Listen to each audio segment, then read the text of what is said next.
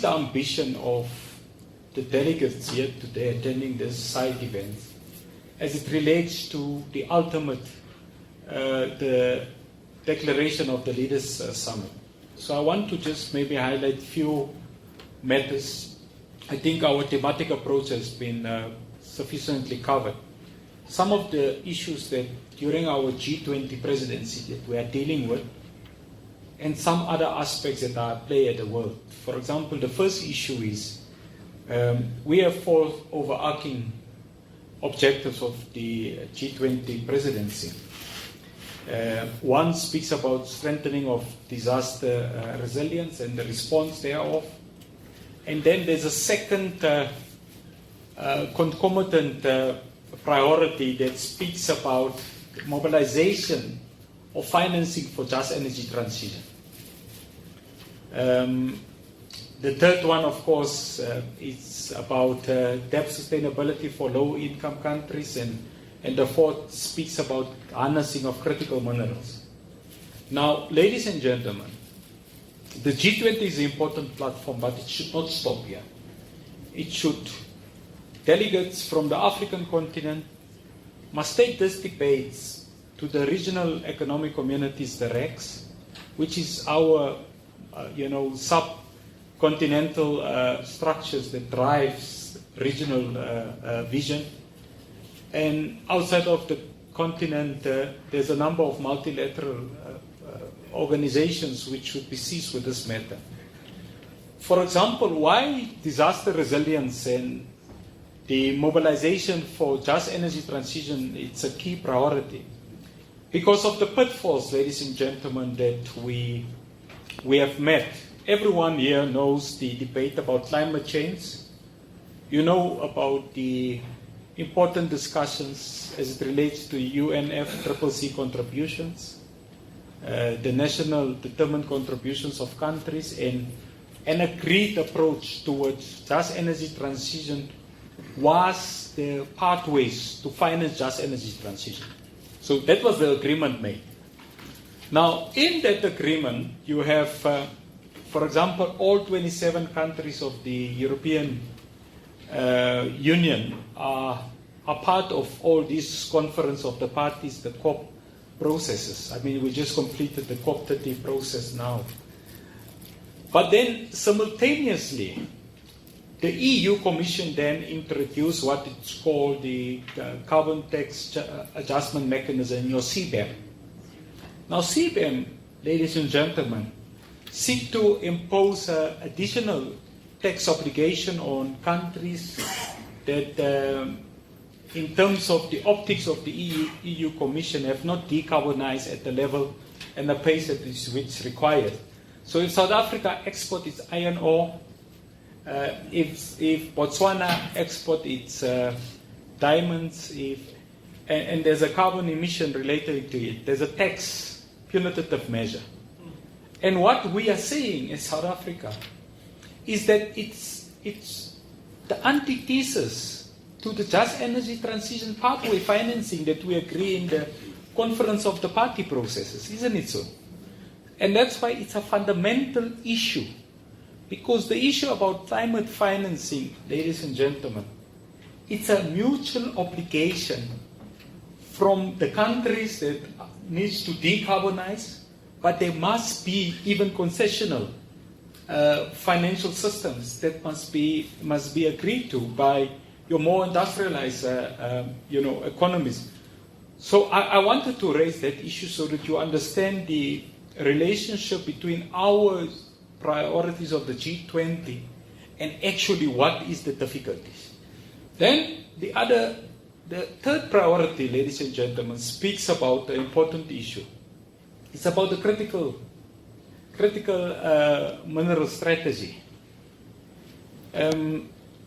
Why this is critical? Because the future of energy is green. The future of energy is green. Now, the African Union's Commission in December 2024, last year December, published a green critical mineral strategy. And then all the 5 member states of the AU was then mandated to domesticate that critical mineral strategy, which was at the continental level. Now, South Africa went and we domesticated the strategy in April of this year. So as we speak, ladies and gentlemen, the South African government have a critical mineral strategy that defines our approach to our repository of minerals. It defines also our approach of how are we going to beneficiate at a point of extraction, the value addition, manufacturing, industrialization, etc. Why this is important? It shows that when the AU Commission provides necessary policy clarity and states follow through to that clarity, you are in a more strengthened position. Now, what is the difficulties? The difficulty is that a country such as Botswana, it is the biggest diamond producing country in the world, doesn't have a critical mineral strategy. All right? The DRC, with the multiplicity of critical minerals, including rare earth elements, doesn't have a critical mineral strategy. So SADC, as a bloc of 16 member states of the southern part of Africa, as we speak, ladies and gentlemen, doesn't have a critical mineral strategy.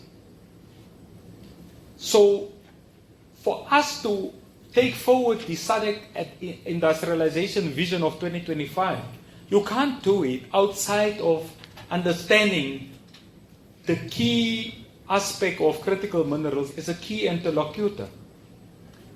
And why I'm saying that, ladies and gentlemen, is for a simple reason. And I've said to you, Botswana is the biggest diamond producing country, isn't it so? Now, the G7,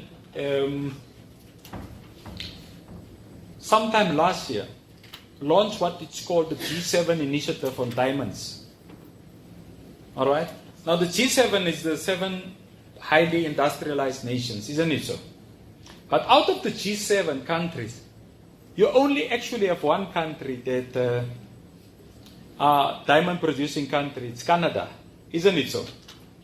It's Canada. They launched a G7 initiative that seeks to subordinate the Kimberley process. They say no, the Kimberley process is not sufficient because they require this initiative to deal with the illicit illicit flows of diamonds. And as South Africa, we have been very clear, it can't happen. You can't come up with a separate initiative on the diamonds produced on the African continent. And we spoke, not on behalf of South Africa's narrow national interest. We spoke as true Pan-Africanists, Brian. We spoke as true Pan-Africanists because remember, the African Union necessarily doesn't have the same diplomatic presence like South Africa elsewhere in the world. So when we stumble in the EU Commission, or in our mission in Brussels, on these policy initiatives from the EU Commission, when we raise concerns, ladies and gentlemen, we don't raise it as South Africa. We raise it fundamentally as Pan-Africanists. So one of our issues that we must get right in this continent is your governments must inherently be more Pan-Africanist in terms of the policy perspectives, but also in terms of their conduct. And we need to establish that rapporteur with the African Union, in particular with the new leadership, because they are the continental voice of opinion. So that is the third aspect. The fourth aspect is where myself and Brian has been in others a week and a half back at the AU head of office, where we engaged on a high-level engagement on debt financing, debt sustainability, cost of capital, etc. This is one of the priorities of the South African government, debt sustainability for low-income countries. Now, once again, ladies and gentlemen, South Africa is not a low-income country. We are a high-middle-income developing nation, isn't it so? But our neighbors, Lesotho is a LDC. It's a less developed country, isn't it so? So our G20 priority says here, take action to ensure debt sustainability for low-income countries. So when my brother from Zimbabwe went to the AU, he spoke on behalf of the less developed countries in the African continent, where we say no. But why? Firstly, you know that COVID-19, there was vaccine nationalism. Our economies were bleeding in the African continent. It's not growing at the rate at which it should. We have the majority of less developed countries on the African continent. But your cost of capital, when you look at the African continent, your cost of capital is far higher than the cost of capital for Europeans. Remember, South Africa, like any other, most of the African states are shareholders in the IMF and in the World Bank. Let's get that right. So any discussion that says no, let's do away with the IMF and the World Bank, it's not a realistic discussion, it's idealistic, because your governments, all of your governments are shareholders in the IMF and in the World Bank. So let's get that right. So why should a country like Serbia, the cost of capital to Serbia, it's better than the cost of capital to Cote d'Ivoire? Why? Why should it be? If the indices are more or less the same. You look at, what is the indices that you look at? You look at democracy. Is there democracy? Is there regular elections? Is there good governance in place? You look at the type of economic structure that is in place. Isn't it so? And then your credit rating agencies then does an assessment, and they then issue you with the credit rating. So the problem is, of all the major three credit rating agencies, they are not, the head office are not in the African continent. Okay? So when they look at us from the optics of an industrialized world. So when there's a difficulty in the Sudan, ladies and gentlemen, they say, no, there's a difficulty in Africa. Do you understand what I'm saying? When there is unconstitutional changes of government in the Sahel, they say, wow, these Africans don't want democracy. Not deliberately being oblivious to the fact that the democratic dividend in Africa surpasses everything else that we have seen the past 20 years.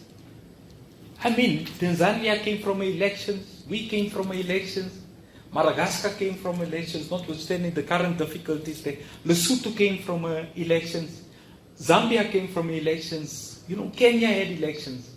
Democratic, Botswana, free and fair elections. Namibia, they have a female president, they came from elections. They don't know, they said, wow, these Africans, they don't want democracy because of the difficulties in the Sahel, as it relates to 3 states in the Sahel. And when there's a difficulty in Sudan, they say, no, the conflicts in Africa. Do you understand? And on the basis of that, rating agencies gives you a credit rating.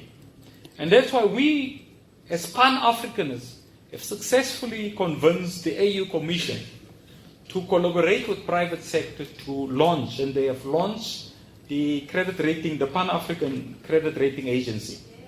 All right, that is it's what I call, it's going to be a game changer, because there must be an obligation to look at Africa by Africans, but also look at a number of other catalytic instruments that we have.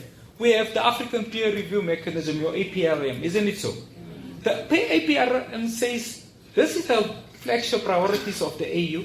Assess a country on the basis of that set of ideals and their conduct as it relates to that, and then issue credit rating agencies as it relates to those issues. So that is the 4, ladies and gentlemen, what I call overarching strategic priorities that we have really, pushed as South Africa. If you look at the 6 flagship priorities of the AU Commission, it's a mirror image of these priorities. The AU Commission speaks about the transformation of the international financial and economic architecture. It's at the belly of the beast, ladies and gentlemen. And my appeal as I conclude, because they say you must do two things when you come to meetings of SALO. You must give your best, and I think myself and the panelists here gave their best. So a round of applause for them also, ladies and gentlemen. But our inputs will be not valuable if from this discussion, you take these discussions to the summit engagements tomorrow, and you make sure that in the body of the declaration that comes up, which the President of South Africa must address in his input on Thursday, it's a sum total of our aspirations and what all five of us have tabled here today. If you are able to do that, ladies and gentlemen, you would have succeeded in doing what SALO requires. You give your best and also expect the best. Thank you very much, ladies and gentlemen.